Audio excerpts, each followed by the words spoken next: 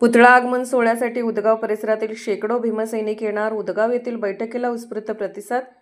जयसिंगपूर शहरात डॉक्टर बाबासाहेब आंबेडकर यांचा पूर्णाकृती पुतळा आगमन सोहळ्याच्या पार्श्वभूमीवर उदगाव येथील श्रीराम मंदिर येथे सर्व समाज बांधवांची बैठक संपन्न झाली.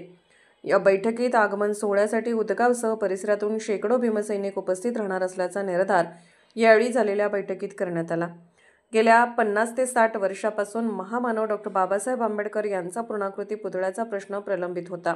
मात्र आमदार राजेंद्र पाटील यड्रावकर यांनी दिलेला शब्द पाळून जयसिंगपूर शहरात पुतळ्याचा आगमन सोहळा मोठ्या थाटामाटात घेण्याचा निर्णय घेण्यात आला आहे. याच पार्श्वभूमीवर शिरोळ तालुक्यात नवचैतन्य पसरले आहे. उदगाव येथील बैठकीत पुतळा समन्वयक सुरेश कांबळे यांनी मार्गदर्शन केले.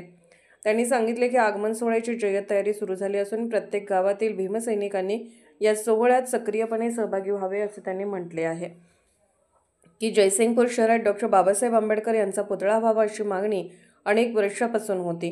ही मागणी आमदार राजेंद्र पाटील यड्रावकर आणि माजी नगराध्यक्ष संजय पाटील यड्रावकर यांच्या प्रयत्नामुळे पूर्ण होत आहे. ज्येष्ठ नेते बाळासाहेब कांबळे म्हणाले, आगमन सोहळ्याच्या पार्श्वभूमीवर भीमज्योत परिक्रमा काढली जाणार आहे. ही परिक्रमा प्रत्येक गावात जाईल आणि तिचे स्वागत उत्साहात होईल. 28 तारखेला होणाऱ्या आगमन सोहळ्यात प्रत्येक भीमसैनिकाने कुटुंबासह सहभागी होण्याचे आवाहन त्यांनी केले. यावेळी प्रारंभी स्वागत व प्रास्ताविकात संजय सासने यांनी सांगितले की जयसिंगपूर शहरात डॉक्टर बाबासाहेब आंबेडकर यांचा पूर्णाकृती पुतळा येणे ही अभिमानाची गोष्ट आहे.